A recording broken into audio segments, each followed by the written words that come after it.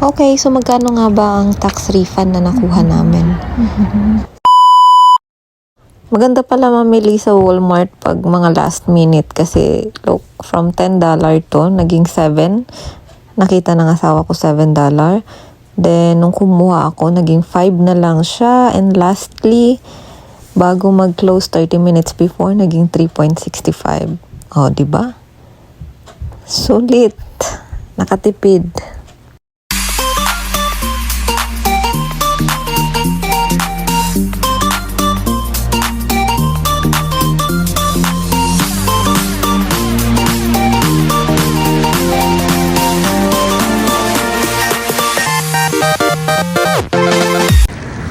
Hello guys! Kamusta na kayo?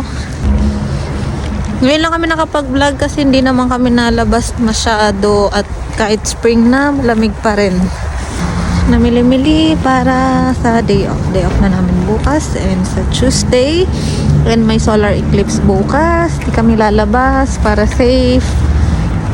So pag-usapan natin yung tax refund and kung ano yung nakakatawang nangyari sa Walmart sa amin. Sayo-sayo ko sa Haggard. Galing trabaho from 10 to 8. And guys, nakakita kami ng mais na 0.87. Itong sayote na to, ano lang to? 28 cents. Pero sa Dubai, ang mahal nito. Ito namang si bawang 67 cents and itong ganitong sibuyas na bundle nasa 3.60 cents and yung squash nila 197 per pound. Strategy lang din namin dito para makamura. Instead na bumili kami ng mga fresh like okra na fresh, beans na fresh kasi mahal din dito yung beans tsaka yung okra. Nakita ko sa inyo kung magkano yung okra dito or kahit yung beans na lang. Ayan, sa mga nasa 259 bucks. Pero may nakita kami sa mga frozen area. Ilang grams yun ba? Yung frozen na nabibili nating okra, isang pakete, no? Isang pakete mga nasa 350 grams na napapakinabangan namin ng mga ilang luto. Magkano yun? Piso? $1? 145 lang. Halos ganito karami. Pero ito, tingnan nyo. 547. Ayan o. 547. 454 grams. So, imagine yung difference niya. Kaya kung may makita kayo mga frozen, kasi halos same lang din naman. Pag nilaga mo na rin or hinalo sa sinigang, same lang din naman ang lasa. Siyempre, doon na tayo sa makakamura. Beans din, mga ganun. Panghalo lang sa sinigang. So, doon kami nakakamura. Titingnan ulit namin kasi madali rin siyang maubos. Ay, babe, dos lang yung dami yun. Ayun. Isa lang? Dalawa? Ha? To ano lang, Indomie. Paborito namin to. Tayo, anong balak natin doon sa tax refund? Ipon lang. Ipon lang. Wala kang balak bilhin? Wala, ang dagdag sana. Sa plano kong bilhin. Yun, hindi kasi... Lupa. Sa ngayon, wala din na kaming naiisip. So... habang wala pa naman, save lang natin para nga kung may baka sakaling may mabiling lupa sa Pinas. Lupa agad. 1,900 na na-receive na tax refund. Nakakapag-isip na kami makabili ng lupa sa Pinas. I mean, pandagdag pambili ng either lupa or maybe eventually naisip namin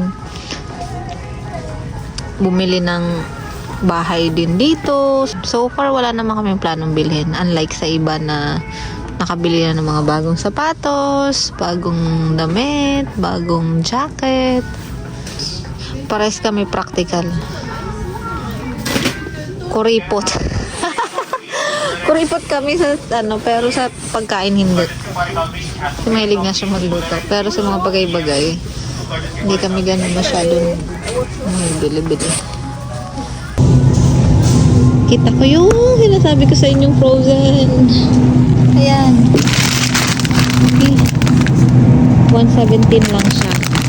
Frozen okra to, pero halos same lang siya ng fresh pag once na naluto na. Kayang dadalawa lang. Ha? Tinan nyo, empty na agad. Yan, yung okra. Nilipat ka na nila. Sabi ko sa inyo, madali siyang maubos. Meron din dito. Oh, lahat okra to, oh. Wala Naubos na nga. Ayun nga. May nagtira pa talaga ng dalawa. Sayang. Nag-hoarding dito kasi nga wala talaga siyang pinagkaiba sa fresh.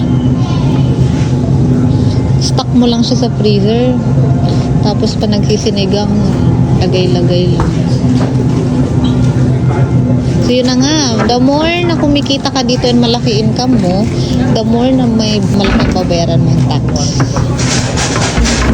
But it doesn't mean na hindi ka na rin magpa-part-time.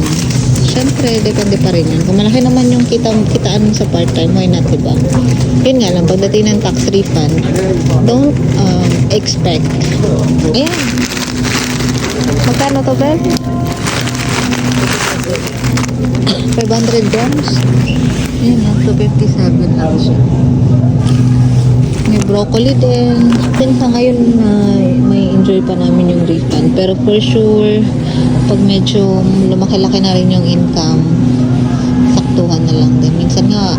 Minsan, may mga iba pala na hindi na sila nakakuha ng refund kasi may utang pa sila sa gobyerno.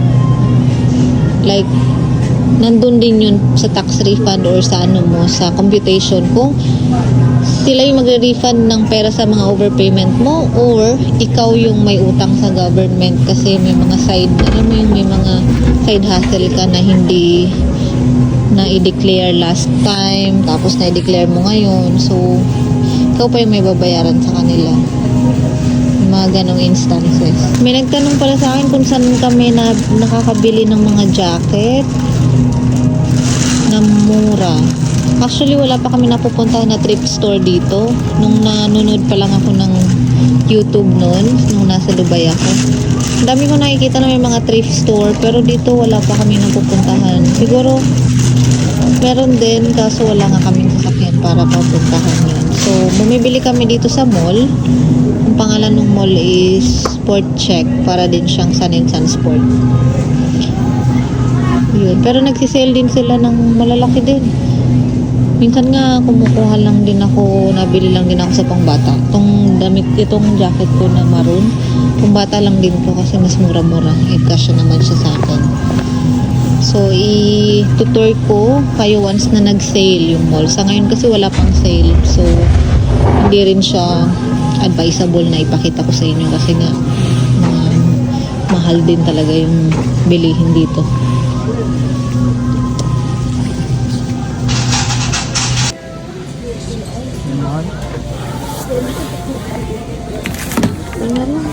Hindi ko maamoy yung shit. Bili tayo ng chicken. Yan, naka-sale na siya. Sunog naman siya. Magkano? 7. Pa-close na eh. 10 to. Ha? Lahat ganyan. Oh, pumili ka. Dito pala sa Walmart or kahit saan sigurong outlet, pagpa-close na or early in the morning, yung mga hindi na benta, naka-sale siya. Ha? Baka ipiso na lang yan. Nakikita kami yan. Babaguhin niya. Ayan. Pinapalitan pa yung yung tag. Baka mag-piso yun. Antayin natin. Ayan. Umalis na siya. Tingnan natin. Kaya ka na ba? Baka may makapili pa nun.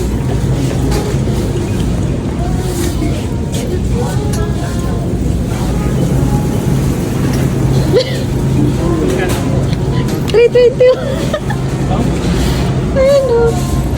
365 na lang siya.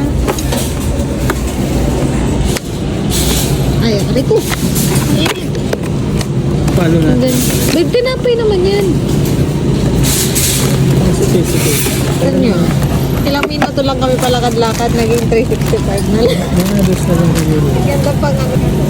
Uy, palit mo na. Kaya,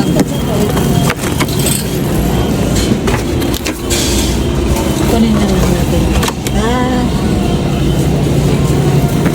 Antayin na natin na nga mag-close.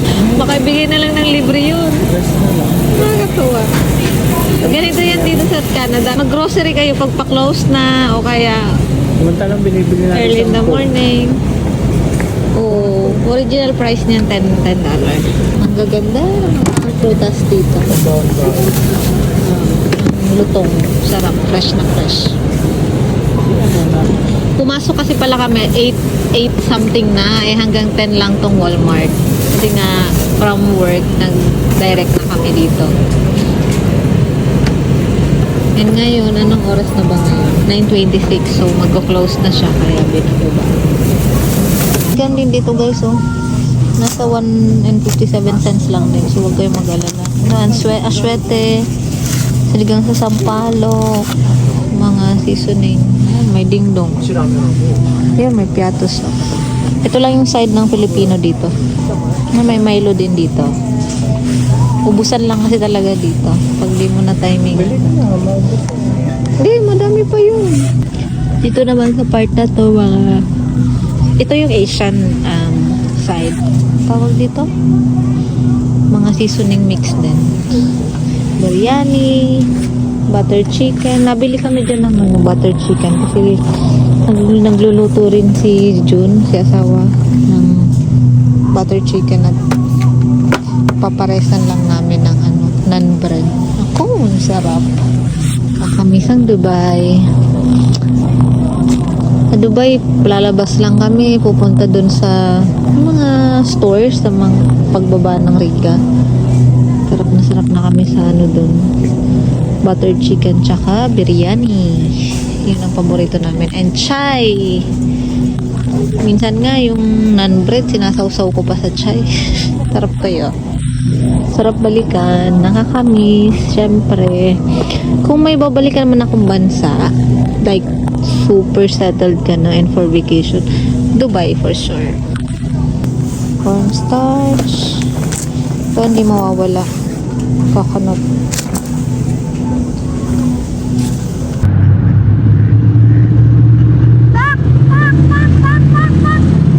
Ngayon na naman lang kami nakapag-vlog at busy sa work.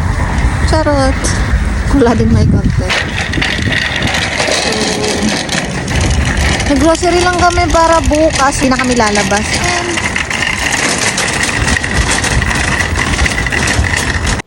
Okay, so magkano nga ba ang tax refund na nakuha namin? Ako, nakuha ko is nasa 853 and si Habi naman is nasa 1,108. So, in 2 months time, ganun kalaki yung nakuha naming refund. And, hindi na rin nakakagulat kasi nga, low income earner lang din kami and minimum wage. So, may makukuha talaga kaming refund. And, nag-start lang din naman kami ng October. So, November, December, yun yung naibalik sa amin. Kung magkano yung naibayad namin sa federal tax na binabawas sa salary namin, plus yung overpayment sa CPP namin, yun yung total na nakuha namin na na-return sa akin. And ganun din sa asawa ko. Alam naman natin na the more you earn, dito sa Canada is mas malaki yung tax na babayaran mo. Kami na mga maliit lang din yung income, kaya nagkakaroon kami ng mga tax refund. So, nag-start lang kami mag-file kay Mr. Arnel taga Nova Scotia. Kakilala lang nung ka-work namin. And refer lang din sa amin na may accounting firm siya. Filipino siya, kabayan. Accounting firm owner siya sa Nova Scotia. So, sa kanya kami nag-file. Pag mag-isa ka lang, na first timer, $50. And pag mag-asawa kayo, $90. So, binayaran namin siya ng $90 and ang naging requirement lang namin is yung T4 na galing mismo sa employer namin, which is nakadictate dun yung personal information mo namin and yung gross income throughout the year, which is 2 months lang naman kami last year. And dun din naka-declare yung CPP contribution and yun. So, T4 and yung passport namin parehas. Yun lang. Then, na-file siya nung March 16 and nakuha namin siya direct deposit sa account namin nung March 25. And good news, another good news, besides sa tax refund, meron din kaming marireceive na HST from July. So, yung HST is harmonized sales tax siya.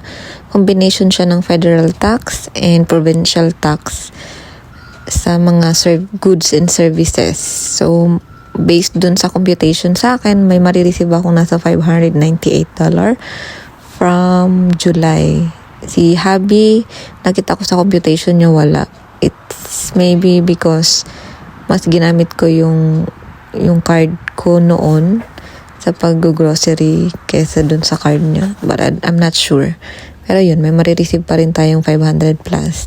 And that's it.